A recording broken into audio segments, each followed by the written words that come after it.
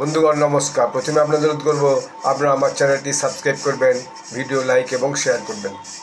Foreign media সূত্র একটা কথা বলছে, বিশেষত আমেরিকান মিডিয়া, যে ইরান গতকাল একটা আলটিমেটাম দিয়েছে 24 ঘন্টা সময় দিয়ে, যে যদি 24 ঘন্টার মধ্যে অর্থাৎ আজকে দুপুরের মধ্যে আমেরিকা ইরানের সঙ্গে যুদ্ধ বন্ধ না করে এবং যুদ্ধ বন্ধের ঘোষণা না করে, বা তার যে ফোর্স আছে এই মিডল ইস্টে, সৌদি আরব, কাতার, ইউএই, বাহারিন, কুয়েত এসবে, তাহলে পরে ইরান কিন্তু 4টা ইউএস মিলিটারি বেসে ব্যালিস্টিক মিসাইল আক্রমণ করবে।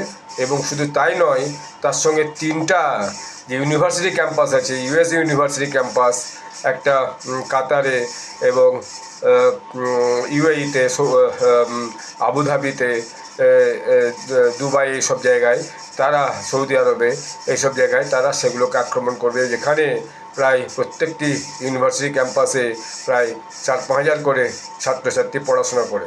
সেখানে একটা নলেজ হাব তৈরির চেষ্টা করেছে আমেরিকা দীর্ঘদিন যাবৎ এই অঞ্চলে, একটা হচ্ছে সফট পাওয়ারকে প্রমোট করার জন্য।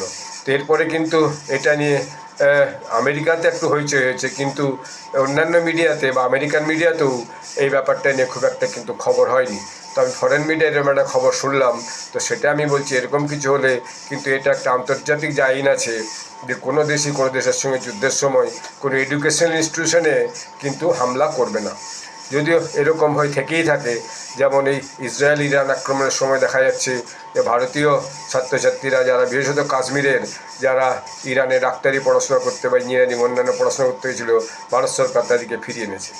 আমেরিকা যদিও এই মুহূর্তে 6 এপ্রিল পর্যন্ত যুদ্ধবিরতি ঘোষণা করেছে, কিন্তু ইরান উপর্যুপরি আমেরিকান যে মিত্রদেশ, অর্থাৎ এই ইউএই, সৌদি আরব, কাতার, কুয়েত এসব কিন্তু আক্রমণ করছে। ইসরায়েল কিন্তু তাদের আক্রমণ থামায়নি। আমেরিকা যে নেগোসিয়েশনের কথা বলছে ইসরায়েলের, তাতে কোনো মত নেই। তারা দেখা গেল গতকাল ইরানের যে বিদ্যুৎ পরমাণু চুল্লি ছিল তাতে আবার আক্রমণ হয়েছে, এবং ওখানকার যে 2-3 জন আরও মিলিটারি হেড, তাদেরকে হচ্ছে যে বম বর্ষণ করে হত্যা করেছে। শুধু তাই নয়, যে নেগোসিয়েশন চালাবার যে নেতা ছিল ইরানের, যে পার্লামেন্টের স্পিকার, তাকেও নাকি ইসরায়েল হচ্ছে যে বম বর্ষণ করে হত্যা করেছে। আর যারা বাংকারের মধ্যে যে সমস্ত সৈন্য সামন্ত লোককে ছিল, সে সমস্ত বাংকারও নাকি দুটো মুখকে বন্ধ করে দিয়ে এবং অক্সিজেন ঢোকার রাস্তা বন্ধ করে দিয়ে তার উপরে B2 বোম্বার দিয়ে হচ্ছে যে আক্রমণ চালাচ্ছে। এই যুদ্ধ একটা ভয়ানক জায়গায় পৌঁছে গেছে। ধন্যবাদ।